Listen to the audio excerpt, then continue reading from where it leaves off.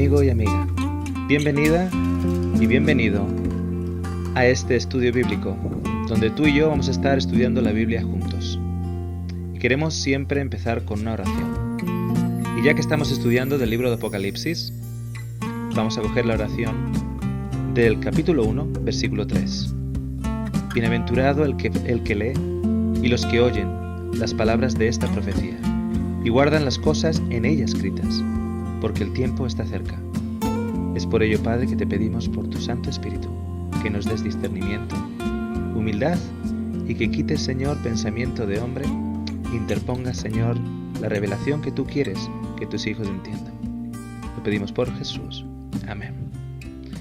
Bueno, primero agradeceros a tantos y tantos de ustedes que han ido poniendo comentarios, sugerencias, y una de las cosas que más me ha llamado la atención ha sido el hecho de que con la estructura que hemos estado presentando, tanto en las trompetas como en el estudio anterior de los sellos, muchos de vosotros me han comentado que es la primera vez que lo ven tan estructurado, pero muchos otros de ustedes me han comentado que también de una u otra manera veían ya desde hace tiempo que las trompetas no encajaban con las iglesias y que incluso los sellos tenían algo de no encaje, no encajaban perfectamente tampoco. Y cómo esta estructura que hemos propuesto daría la impresión de que encaja mucho mejor, una manera más lineal. Lo que vamos a hacer en este estudio, que hemos titulado Satanás, la estrella caída de la quinta trompeta, vamos a usar aspectos de la lección de la escuela sabática que ha titulado Satanás, un enemigo derrotado. Para ello vamos a usar referencias del capítulo 12 de Apocalipsis y al mismo tiempo vamos a usar los conceptos que el capítulo 12 de Apocalipsis nos da de Satanás, de esta estrella caída, y vamos a ampliar en las trompetas, particularmente con un énfasis en la quinta trompeta. Y vamos a ver si esta propuesta también parece encajar como el zapato de Cenicienta, un poquitito mejor, sin ningún tipo de lubricante, sin ningún tipo de calzadera. ¿Ok? Si os acordáis en los anteriores estudios, hemos propuesto una estructura que es una estructura lineal. En lugar de poner las 7 trompetas en línea con los 7 sellos, en línea con las 7 iglesias, y no saber qué hacer con las 7 plagas, hemos presentado una estructura lineal desde el capítulo 1 al capítulo 11, donde linealmente podemos ver las 7 iglesias, 7 sellos y 7 trompetas, que nos lleva desde el año 90 después de Cristo a justo antes de las 7 plagas. Del capítulo 15 al capítulo 16 tenemos las 7 plagas y el capítulo 19 tenemos la segunda venida de Jesús. Ok, según te lo estoy comentando a ti, lo estoy escribiendo yo aquí enfrente mío en una página para que me ayude a mí a la hora de explicártelo. Tenemos las 7 iglesias, como mencionamos en anteriores estudios. En la sexta iglesia tenemos la iglesia de Filadelfia, que es la iglesia de un evangelio puro, de un evangelio limpio. Y en esa iglesia tenemos un versículo enganche. El versículo enganche, que se encuentra en el capítulo 3, versículo 8, nos habla de una puerta abierta.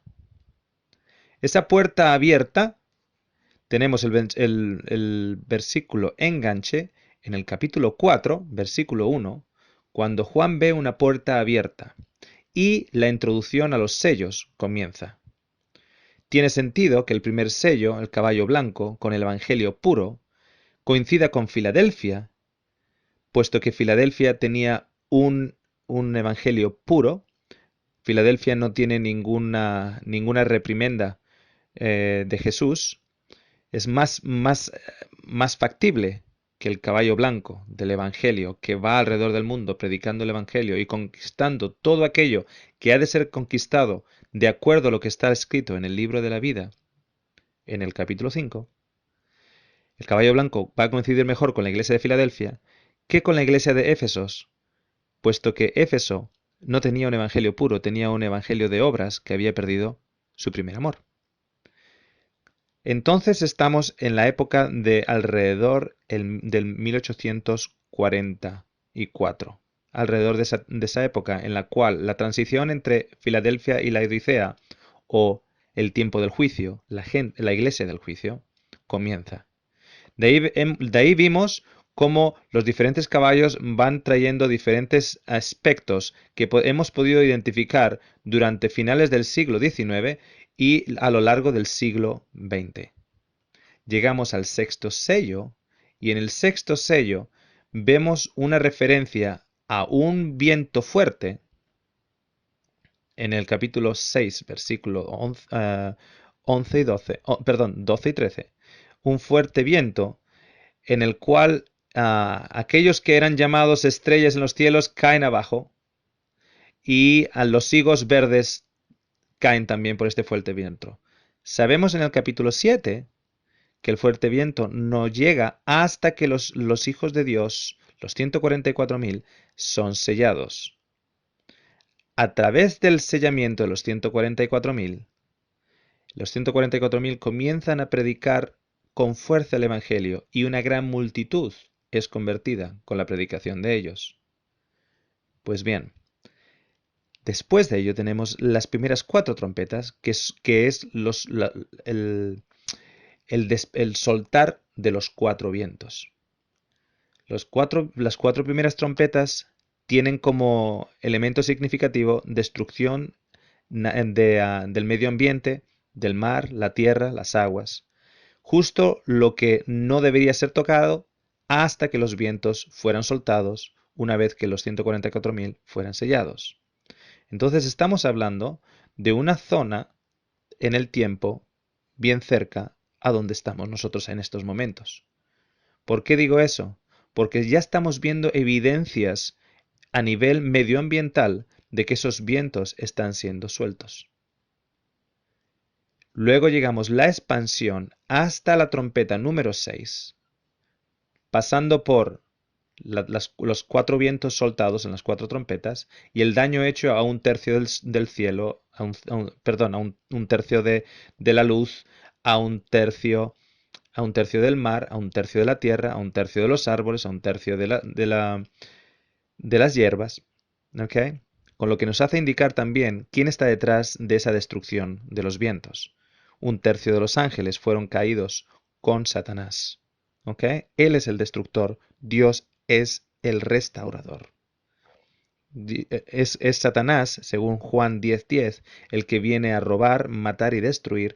Es Cristo el que viene a darnos vida en abundancia. ¿Ok? Así que nos está dando una idea con esa destrucción de un tercio de quién está detrás en realidad de esos desastres naturales.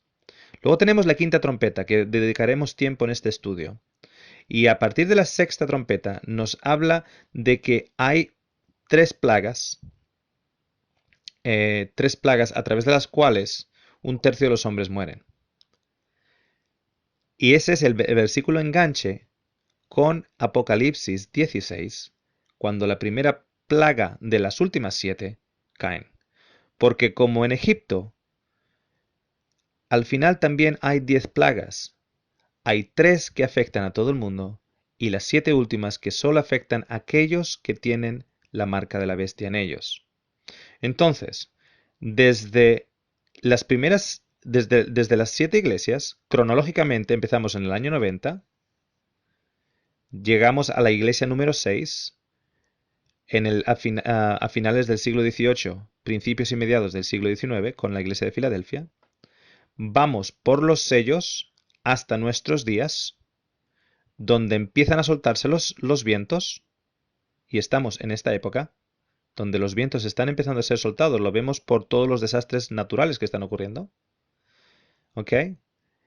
Donde se van a empezar a soltar los vientos, avanza, llega la quinta trompeta, la sexta trompeta y, y antes de la séptima trompeta, que es en Apocalipsis 11, ya hemos unido con las plagas, que es Apocalipsis 16, o sea, 15 y 16. 15 es la introducción a las plagas, las últimas 7 plagas. 16 son las 7 últimas plagas. El capítulo 19 es la segunda venida de Cristo. Entonces tenemos unos capítulos ahí en medio, que son el capítulo 12 al 14, del 12 al 14, y el capítulo 17 y 18. ¿Ok? El capítulo 17 y 18. Si no tuviéramos el 12 y el 14, ni el 17 y el 18, lo que tendríamos es simplemente una progresión lineal del libro de Apocalipsis. Uno empieza a leer las iglesias, cronológicamente va avanzando en el tiempo, lo continúa con con los sellos, a partir de la sexta iglesia, cronológicamente va avanzando en el tiempo, llegamos a nuestros días, donde los vientos están a punto de ser soltados y hay evidencias de que están a punto de ser soltados, porque ya hay evidencias medioambientales. Luego, los últimos movimientos van a ser rápidos, en los cuales va a ocurrir la quinta trompeta, la sexta trompeta, la negación del Evangelio por completo y el hecho de que eso da lugar a las 7 plagas y es la segunda venida de Cristo. Entonces, ¿qué hacemos en esa estructura lineal con los capítulos 12 al 14 y los capítulos 17 y 18? Cuando uno ve en los capítulos del 12 al 14, es un sumario, un resumen de los primeros 11 capítulos. Un resumen de los primeros 11 capítulos. El capítulo número 1 comienza con el cordero que fue envolado, con Jesús mostrándose a Juan. Jesús habiendo ya sido ascendido al cielo. ¿Ok? El capítulo número 12 nos habla de una mujer que estaba embarazada, que tiene un hijo, este hijo se le da, es ascendido al cielo y tiene todo el poder y la autoridad. Entonces el capítulo 12, la primera parte del capítulo 12, está conectada con el capítulo 1 de Apocalipsis. El capítulo 14 nos habla al final del capítulo 14, nos habla de la siega, nos habla del tiempo de recogida, de la recogida del fruto cuando el fruto ya está maduro. El capítulo 14 nos está hablando de justo antes de que caigan las plagas. Entonces el capítulo 12 empieza el equivalente en tiempo del capítulo 1 y el 14 el equivalente en tiempo al capítulo 11. Es un resumen.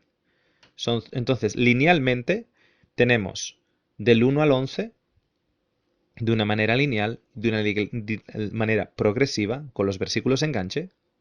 Y tenemos luego del 12 al 14, 12, 13 y 14, un resumen con detalles extras de lo que ocurre, especialmente en los últimos capítulos del 9 al 11. ¿Ok? Y eso se ve claramente en el capítulo 13, por ejemplo. ¿Ok? Entonces, del 1 al 11 tenemos una progresión lineal con las 7 iglesias, los 7 sellos, las 7 trompetas. El 12 al 14 tenemos un resumen abreviado con ciertos otros detalles, especialmente que no son mencionados en el capítulo 9 al 11. ¿Ok? Luego, continuamos del 11 al 15 y 16 porque después de las trompetas vienen las plagas. Y luego tenemos 17 y 18, otro resumen más específico de cómo llegó a esa situación Babilonia, cuál fue el proceso en el capítulo 17 que llevó a Babilonia a llevarse las plagas y cómo fue cuando las plagas que afectaron a Babilonia cayeron sobre ella. nuevamente se retoma la historia en el capítulo 19 con la segunda venida de Jesús. Entonces, sin el capítulo 12 al 14 y sin el capítulo 17 y 18, que son resúmenes y expansiones de lo que ya te han dicho, el libro de Apocalipsis se podría entender de esta manera. Cronológicamente hablando, del capítulo 1 al capítulo 11, del 11 al 15-16 y del 16 al 19. 11 capítulos, se salta al 15 cronológicamente y al 16 porque llevan las plagas, y después de la última plaga se salta al 19 porque es la segunda venida de Cristo. Esa es, esa es una cronología. Y luego, evidentemente, el 19 viene el 20 del milenio, etc. ¿Ok? Y para resumen y para dar detalles extras, tenemos el capítulo 12 y 14 que nos resume y nos da detalles extras de los primeros 11 capítulos, y tenemos los capítulos 16 y 18 que nos da detalles extras de cómo políticamente y religiosamente Babilonia llegó a la condición donde llegó, y el capítulo 18 cómo fue el sufrimiento de ella durante las plagas. Espero que me hayáis entendido. Entonces lo que vamos a hacer es, vamos a ir al capítulo 12, vamos a descubrir este enemigo, Satanás, la estrella caída, y luego vamos a mirar más detalladamente en el capítulo 9 a la quinta trompeta. Y vamos a ver si tiene sentido. ¿Ok? Entonces, recuerda, el capítulo 12 al 14, en esta estructura, vendrían a ser 3 capítulos resumen de los primeros 11 capítulos con detalles extras. ¿Ok? Pero el periodo de tiempo que cubren es desde la ascensión de Jesús hasta el tiempo de la siega, justo antes de las plagas, que es curiosamente del capítulo 1 al capítulo 11. Entonces, ahora lo que vamos a hacer es leer en principio la primera parte de este resumen. El capítulo 12, versículo 1, dice lo siguiente: Apareció en el cielo una gran señal, una mujer vestida del sol, con la luna debajo de sus pies, y sobre su cabeza una corona de 12 estrellas. Y estando encinta, clamaba con dolores de parto, y en la angustia del alumbramiento. También apareció otra señal en el cielo, he aquí un gran dragón escarlata, que tenía 7 cabezas y 10 cuernos, y sus cabezas 7 diademas. Y su cola arrastraba la tercera parte de las estrellas del cielo, y las arrojó sobre la tierra. Y el dragón se paró frente a la mujer que estaba para dar a luz, y a fin de devorar a su hijo tan pronto como naciese. Y ella dio a luz un hijo varón, que regirá con vara de hierro a todas las naciones, y su hijo fue arrebatado para Dios y para su trono. Y la mujer huyó al desierto, donde tiene lugar preparado por Dios, para que allí se sosteniese por 1260 días. Ok. Tenemos una visión presentada a Juan, una mujer vestida del sol, con la luna debajo de sus pies, y sobre la cabeza una corona de 12 estrellas. Okay. Hay personas que dicen que esta mujer, por el hecho de lo que nos describe después, que es una mujer que está embarazada, que está encinta y que está a punto de dar a luz, que esta mujer es María. Bueno, físicamente se podría decir que María es una aplicación de estos versículos, es una aplicación. Pero el cumplimiento más adecuado, sin negar que la aplicación es válida, el cumplimiento más acertado muy posiblemente sea la iglesia judía del tiempo de Jesús. La iglesia judía del tiempo de Jesús. En la Biblia, una mujer es representada también por la iglesia. En el libro de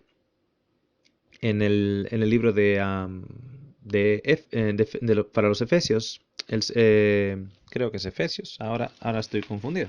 Creo que es el libro de Efesios, efectivamente, nos dice, Pablo dice que a los maridos, que amen a la mujer, a tu esposa, como Dios amó a su iglesia y se dio por ella.